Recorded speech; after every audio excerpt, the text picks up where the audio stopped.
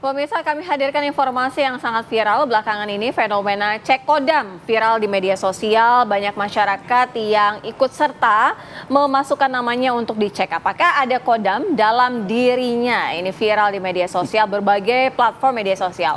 Akhir-akhir ini di media sosial ramai dengan fenomena tren cek kodam.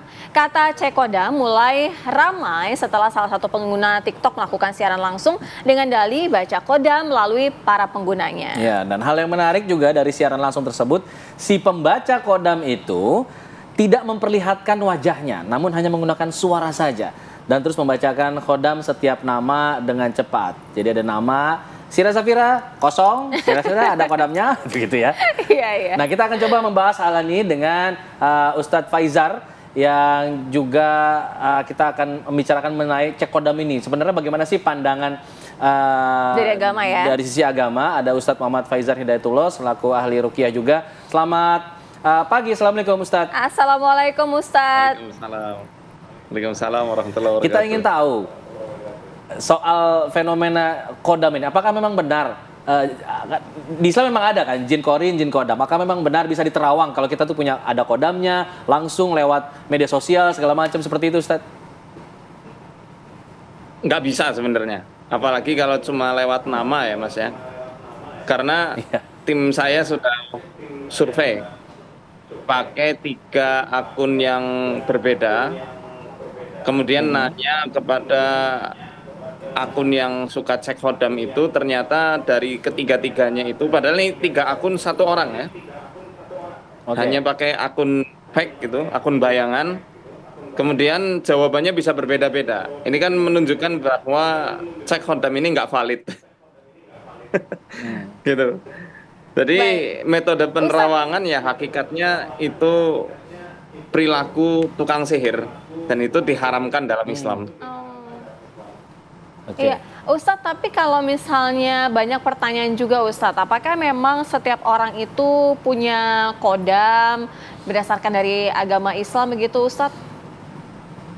Tidak semua orang itu punya jin kodam, tapi semua orang punya jin korin.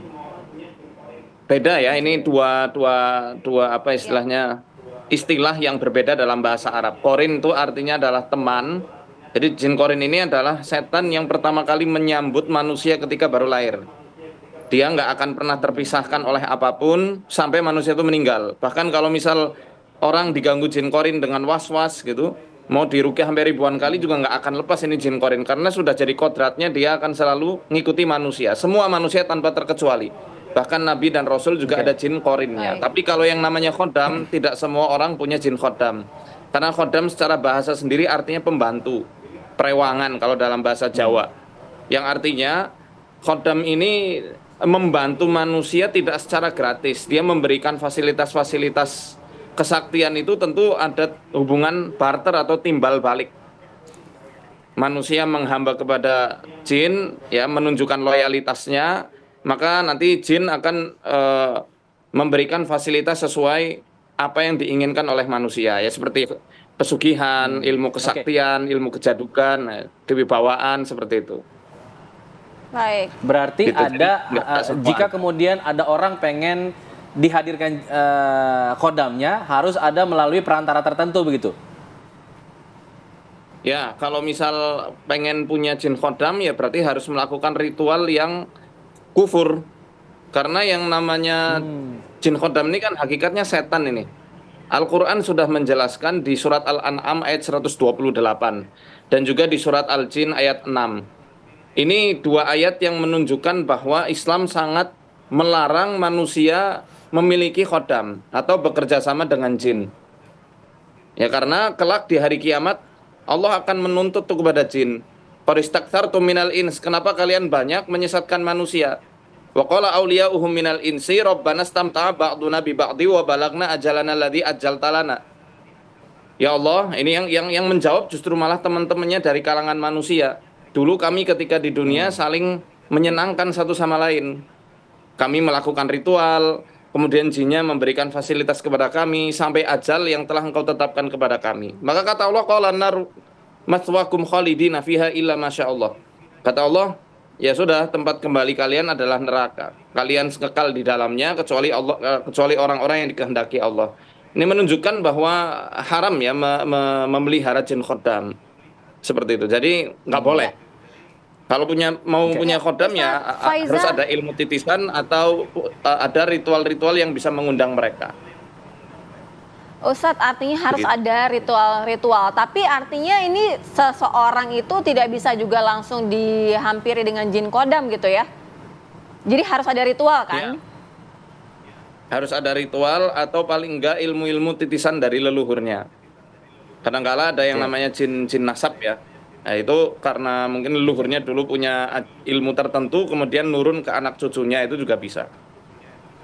Nah, tapi kalau misalnya diturunkan, kalau misalnya orang itu tidak mau, begitu Ustadz? Ya jadi kan yang namanya perjanjian sama jin itu layaknya hutang ke ini ya, ke lintah darat begitu. Jadi walaupun anak cucunya nggak mau, ya tetap debt kolektornya akan mencari untuk menagih Tetap nagih. janji supaya utangnya ini lunas kepada anak cucunya. Mau nggak mau, ya itulah. Jin itu nggak mengenal hakikat cinta yang sejati. Cinta mereka itu memaksakan nafsu. Mau yang dicintai itu suka atau nggak suka, mereka akan tetap memaksanya. Sama kayak konsepnya jin khodam dari turunan kan seperti itu. Walaupun manusianya kalau menolak. prosesnya dibalik Gimana? dihilangkan itu bisa, Ustadz? Kalau dihilangkan bisa. Dan banyak yang ikhtiar dengan ruqyah untuk menghilangkan khodam. Alhamdulillah banyak juga yang hilang dengan izin Allah. Baik, terima kasih Ustadz Muhammad Faizar Hidayatullah selaku peruqyah juga. Jadi sudah dijelaskan ya, ini khodam ini haram, jadi tidak Jangan boleh. sampailah melihara-pelihara Iya, begituan jangan ya. sampai. Terima kasih Ustadz ya atas Terima kasih, pencerahannya. Ustadz. Semoga menjadi pencerahan juga bagi masyarakat di luar sana. Assalamualaikum, selamat pagi. Ya.